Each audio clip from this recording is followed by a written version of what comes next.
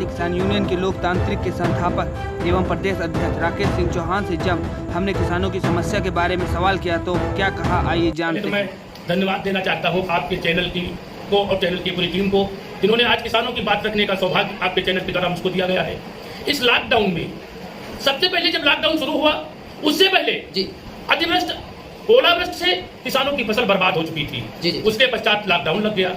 Lockdown में फूल की खेती करने वाला किसान, सब्जी की खेती करने वाला किसान और दूध का उत्पादन करने वाला किसान पूर्ण रूप से बर्बाद हो गया। उसका उत्पाद मंडियों में नहीं बिक पाया। इससे पहले 2016 में ओलावृष्टि से जब किसानों की फसल बर्बाद हुई थी, वर्तमान सरकार माननीय अखिलेश यादव जी के द्वारा किसानों को फसल बर्बादी के मुआवजा राशि दी जा रही थी। उस समय भारतीय जनता पार्टी के नेताओं द्वारा सरकार की बहुत आलोचना की जा रही थी कि किसानों को समुचित मुआवजा नहीं दिया जा रहा। लेकिन प्रेजेंट टाइम में वर्तमान सरकार के द्वारा न तो दैवी आपदा से खराब हुई फसल का मुआवजा किसानों को सरकार के द्वारा दिया गया, न लॉकडाउन में किसानों का जो फसल बर्बाद हुई, जैसे कि फूल की खेती करने वाले किसान को तो फूल की खेती को जोतना ही पड़ गया, सब्जी वाले किसान को उत्पादन का पूरा मूल्य नहीं मिला, दूध को फेंकना पड़ गया।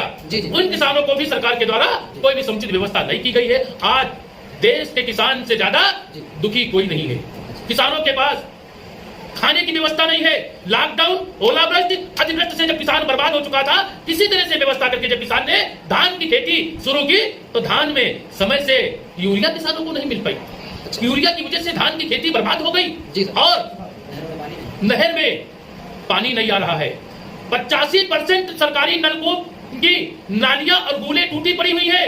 30% सरकारी नलकूप खराब पड़े हुए हैं। सरकार वादे तो बहुत कर रही है, लेकिन जमीनी हकीकत यह है कि किसानों की कोई सुनने वाला नहीं है। और कोरोना काल में पुलिस के द्वारा जिस तरह से किसान गरीब मजदूर की गाड़ियों का चालान करके इनको प्रताड़ित किया गया है, जिस तरह तहसील में ब्लॉक में कोई सुनने वाला नहीं है। किसानों से कहा जाता है कि महामारी एक्ट का पालन कीजिए, सोशल डिस्टेंसिंग का पालन कीजिए। मंत्री, प्रधानमंत्री मुझे आते हैं, ज्यादा क्षेत्र के खरीदार आते हैं, तो वहां पर कैसे हो पाएगा लॉकडाउन का पालन, सोशल डिस्टेंसिंग कैसे हो पाएगी? बैंक में 1-1 किलोमीटर लंबी कतार लगती है, तब सोशल डिस्टेंसिंग कहाँ चली जाती है? और अगर प्रशासन की अव्यवस्था के खिलाफ, पुलिस की बर्बरता के खिलाफ किसान अपनी आवाज उठाने का प्रयास करता है तो कोरोना महामारी के नियम को बताते हुए उनको प्रताड़ित किया जाता है, मुकदमे लिखे जाते हैं और जेल भेजने का काम किया जाता है। जबकि किसान, गरीब मजदूर, छोटा व्यापारी चाट के ठेले नहीं खोल सकते हैं, चाय का होटल लॉकडाउन में नहीं खुला, मूंगफली का ठेला नहीं लगा, चाउमीन का ठेला नहीं लगा, लेकिन शराब की दुकान जरूर खोलनी पड़ गई सरकार को। इससे बड़ा दुर्भाग्य इस देश का नहीं हो सकता, इस प्रदेश का नहीं हो सकता है। जब छोटे दुकानदार परेशान थे तो सरकार के पास जब खजाना खाली हो गया था, उसको शराब को बेचना पड़ गया, तो किसान के पास रोजी रोटी की व्यवस्था कहां से आई?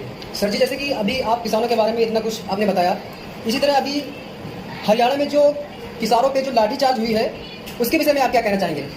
हरियाणा में जो किसानों के ऊपर लाठीचार्ज हुई है, इसकी मैं घोर निंदा करता हूं।